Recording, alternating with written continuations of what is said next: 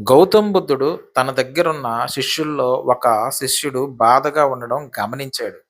గమనించి దగ్గరికి పిలిచాడు. పిలిచి, "నాయనా ఎందుకు బాధగా ఉన్నావు?" అని అడగకుండా, "నాకు కొంచెం దాహంగా ఉంది. ఆ దగ్గరగా ఉన్న చెరువు నుంచి కొన్ని నీళ్లు తీసుకొని వస్తావా?" అని చెప్పి అడుగుతాడు గౌతమ్ బుద్ధుడు.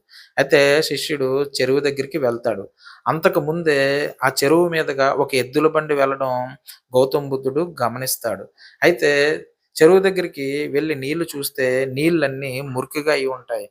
అయితే ఆ నీళ్లు తాగడానికి పనికిరావని చెప్పి గురువర్య నీళ్లు మురికిగా ఉన్నాయి. తాగడానికి పనికిరావని చెప్పి గౌతమ్ బుద్ధుడితో చెప్తాడు. అయితే కొంతసేపటి అయిన తర్వాత వెలిదివిగాని నాయన అని చెప్పి గౌతమ్ బుద్ధుడు మళ్ళీ కొంత టైం అయిన తర్వాత పంపిస్తాడు. అయితే ఈసారి చెరువు దగ్గరికి వెళ్లి చూస్తాడు.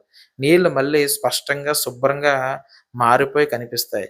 అయితే అతను ఆశ్చర్యపోయి బుద్ధుడి దగ్గరకొచ్చి అడుగుతాడు. "ఇదెలా జరిగింది గురువర్యా" అని. బుద్ధుడు నవ్వి ఇలా అంటాడు. "నీటిని ఎవ్వరూ శుభ్రం చేయలేదు. అది తానే ప్రశాంతంగా ఉండి మళ్ళీ శుభ్రంగా మార్చుకుంది. అయితే దీంట్లో నీతేటంటే మన మనసు కూడా అలాగే ఉంటుంది.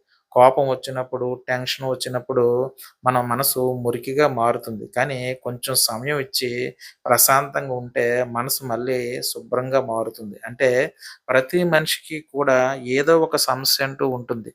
సమస్యొచ్చినప్పుడు మన మనసుని అల్లకల్లోలం చేసేసుకుంటే మన మనశ్శాంతి చెదిరిపోతుంది. అందుకే కొంత టైం ఇచ్చి చూడండి అని